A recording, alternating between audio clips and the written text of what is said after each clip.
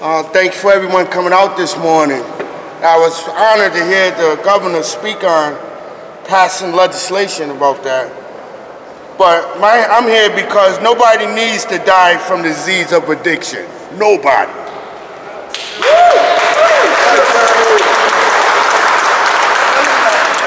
Especially if there is an antidote to overdose to save lives.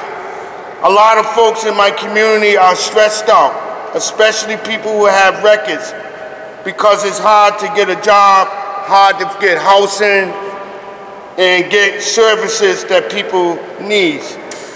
And so when people get locked up because of addiction, by locking people up isn't treatment for someone. Self-medication, some returns home to family members who struggle with addiction. Damn. A lot of people in my community are on parole or probation. But if their friend or family member overdose, they are afraid to call 911. Now, Governor just said that call 911. A lot of folks ain't gonna do that if they got a record, because they're afraid that they might get locked up. So they need to do something about that. I'm sorry, I lost my place for a minute.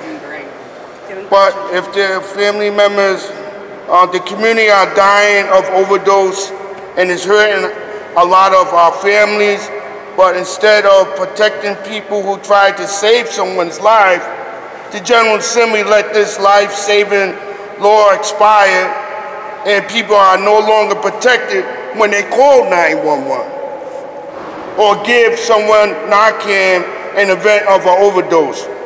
The General Assembly is basically saying our lives doesn't matter. The governor needs to sign an executive order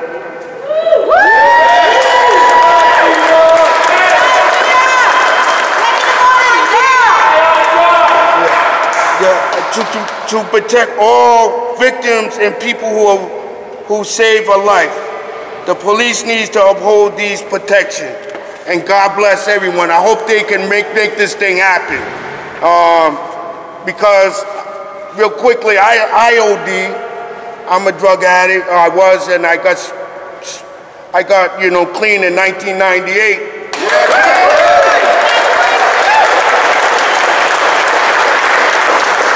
And I'm happy to say I'm clean today.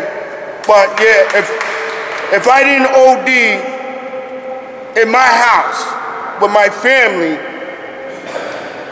that called the rescue squad and saved my life. But in my day, I know a lot of folks that OD and we just pull them in the backyard because we didn't want to call 911 because we all on probation and parole. So if we call 911, they're going to charge us. So they need to get this thing right to have protection for all men and women. And they need to do it now. Thank you.